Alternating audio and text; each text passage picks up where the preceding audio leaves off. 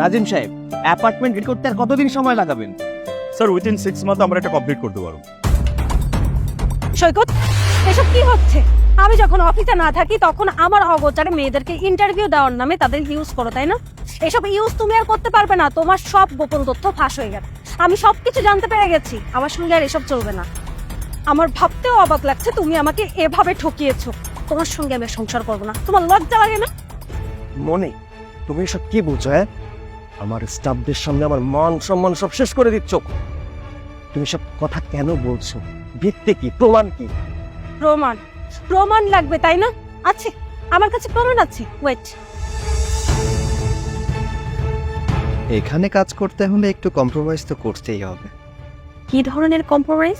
যেমন ধরো, আমার সাথে মাঝে মধ্যে একটু কক্সবাজার ট্যুরে গেলে। ঠিক আছে, আমি রাজি আছি। দেখছো, থাক, আর দেখতে হবে না।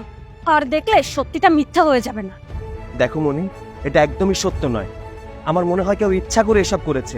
আর কেনই বা এসব করলো আমি বুঝতেই পারছি না। ওহো, তার মানে তুমি কি বলতে চাচ্ছ? তুমি এসব কিচ্ছু করোনি? শোনো, এসব ভুলভাল নাটক না আমাকে বুঝ দিতে এসো না। তোমাকে আমার খুব ভালো করে চেনা হয়ে গেছে।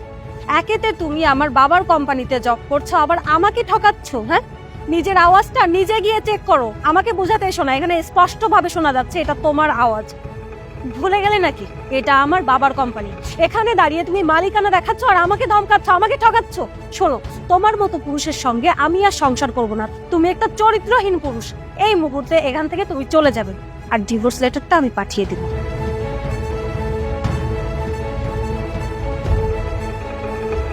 আরে আমি এখনো জানতেই পারলাম না যে ভিডিওটা কে করেছে। আওয়াজটা কার? শুনে মনে হচ্ছে আওয়াজটা আমার, বাট আমি তো এসব কথা বলিনি। আমি অনেকভাবে বিশ্বাস করানোর চেষ্টা করেছি মনিকে, কিন্তু বিশ্বাসই করছে না। কিচ্ছু হবে না বাবা।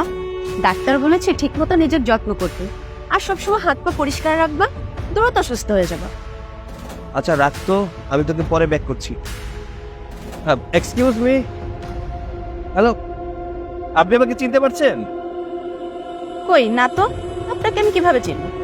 ও আচ্ছা, আপনি আমাকে চিনতে পারছেন না তাই তো? ওয়েট, আমি একটা ভিডিও দেখাচ্ছি, ঠিকই আমাকে চিনতে পারবেন। দেখুন। এখানে কাজ করতে হলে একটু কম্প্রোমাইজ তো করতেই হবে। কি ধরনের কম্প্রোমাইজ? যেমন ধরো, আমার সাথে মাঝে মধ্যে একটু কক্সবাজার ট্যুরে গেলে। ঠিক আছে, আমি রাজি আছি। মা, মারে, সব কি? আপনি জানেন, আপনার মেয়ের একটা মিথ্যা কথার জন্য আমার পুরো জীবনটা বরবাদ হয়ে যাচ্ছে। আমার স্ত্রী আমাকে ডিভোর্স দিতে যাচ্ছে শুধু এটা ভেবে যে আপনার মেয়ের সাথে আমি মিলে নাকি ওকে ধোকা দিচ্ছি। এর একটা সমাধান করতে হবে। আমি এখনই পুলিশে কল দিচ্ছি। প্লিজ স্যার, পুলিশে কল করবেন না। আমি বাধ্য হয়ে সব করেছি টাকার জন্য, কারণ আমার বাবা অনেক অসুস্থ ছিল, আমার অনেক টাকার প্রয়োজন ছিল। এটা আপনার অফিসের দুটো লোক আমাকে দিয়ে করিয়েছে। তারা সম্ভবত অ্যাকাউন্ট ডিপার্টমেন্টে বসে। তবে স্যার, আমি যা করেছি সব আমার বাবার অসুস্থতার জন্য করেছি। আমার টাকার অনেক দরকার ছিল। স্যার প্লিজ আমাকে ক্ষমা করে দিন।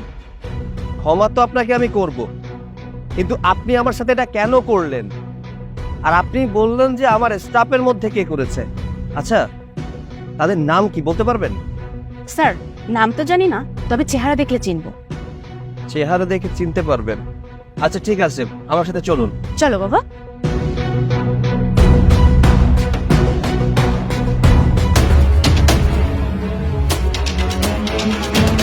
দেখি, তুমি তুমি এখানে কেন এসেছো? তোমার এত বড় সাহস যে মেয়েটার জন্য তুমি আমাকে ঠকাইছো, সেই মেয়েটাকে তুমি আমার কাজের এরিয়াতে নিয়ে চলে এসেছো।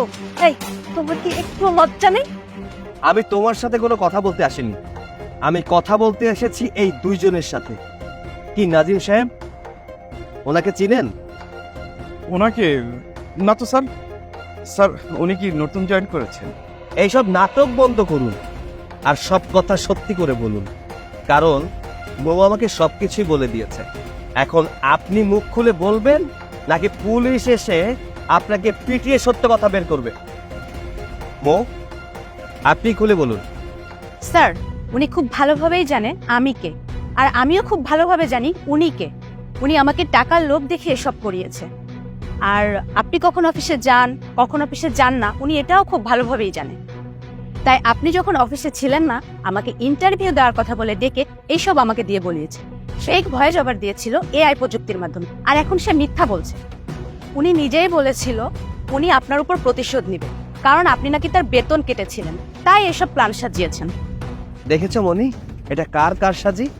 এটা এই নাজিমের কারসাজি। কারণ আমি ওর বেতন কেটে দিয়েছিলাম। বেতনটা কেন কেটেছিলাম জানো? কারণ আমাদের কোম্পানির ভেতরের ইনফরমেশনগুলো বাইরের কোম্পানিতেও সেল করে দিচ্ছিল। আমি সবকিছু জেনে গিয়েছিলাম। আমি এটাও জেনেছিলাম আমাদের অফিস থেকে টাকা পর্যন্ত চুরি করেছে। তাই তাকে ওয়ার্নিং দিয়েছিলাম আর বেতন কেটে দিয়েছিলাম। এটা বলেছিলাম যে নেক্সট টাইম যদি এমন কোনো কাজ করে তাহলে আমি তাকে অফিস থেকে বের করে দেব। তাই প্রতিশোধ নেওয়ার জন্য এই প্ল্যানিংটা করেছি। নাজিম সাহেব, আপনার এতটা অধঃপতন হয়েছে?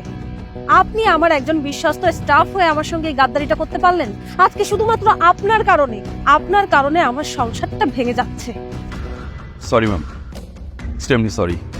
আসলে স্যার আমার স্যালারিটা কেটে নিয়েছিল বলে আমি খুব রাগ হয়ে গিয়েছিলাম। আমি ভেবেছিলাম যে স্যারকে আপনার কাছ থেকে দূরে সরিয়ে দিয়ে আমি একটা চান্স দিই। আসলে আমি অনেক বড় একটা ভুল করে ফেলেছি। প্লিজ ম্যাম, এবারের মতো আমাকে ক্ষমা করে দেন। আমি নেক্সট টাইম আর এই ধরনের ভুল করবো না। আমাকে আর একটা সুযোগ দেন প্লিজ। No, never. আমি আপনাকে ক্ষমা করব না। আপনি এখান থেকে এক্ষুনি চলে যাবেন। যান। না, ওকে তো এত সহজে ছাড়া যাবে না। ও টেকনোলজির বাজে ব্যবহার করেছে, আমাকে ফাঁসিয়েছে।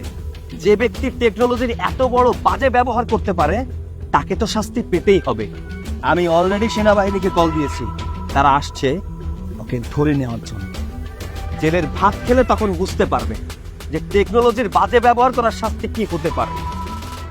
সো সরি সৈকত, আমি আসলে না বুঝেই তোমার উপর একটা ব্লেম দিয়ে ফেলেছি। আমি তোমার সাথে অন্যায় করেছি। আমার একটাবার অন্তত তোমাকে নিয়ে চিন্তা করা উচিত ছিল যে তুমি সত্যি বলছো না মিথ্যে বলছো, সত্যিটা কি। বাট আমি একবারও করিনি তা। আমি শোনা মাত্রই তোমার সাথে কোনো কিছু শেয়ার না করে তোমাকে হুট করে সেদিন ওখান থেকে তোমাকে বের করে দিলাম। আমার এটা করা একদমই উচিত হয়নি। প্লিজ আমাকে মাফ করে দাও।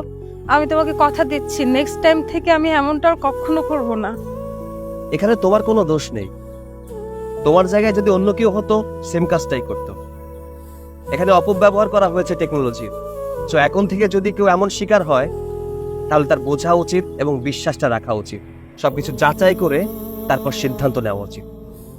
আর মৌ, আপনি যে কাজটা করেছেন একদম ঠিক কাজ করেননি। কারণ এর জন্য আমার সংসার ভাঙতে যাচ্ছিল। আপনি হয়তো টাকার জন্য এই কাজটা করেছেন, আপনার বাবা অসুস্থ তাই। আপনি যদি আমার কাছে টাকা হাওলাতো চাইতেন, ধারও চাইতেন, তাও আপনাকে টাকাটা দিতাম। তবে নেক্সট টাইম এই ধরনের কাজ কখনো করবেন না। কাল থেকে যথাসময় অফিসে চলে এসো।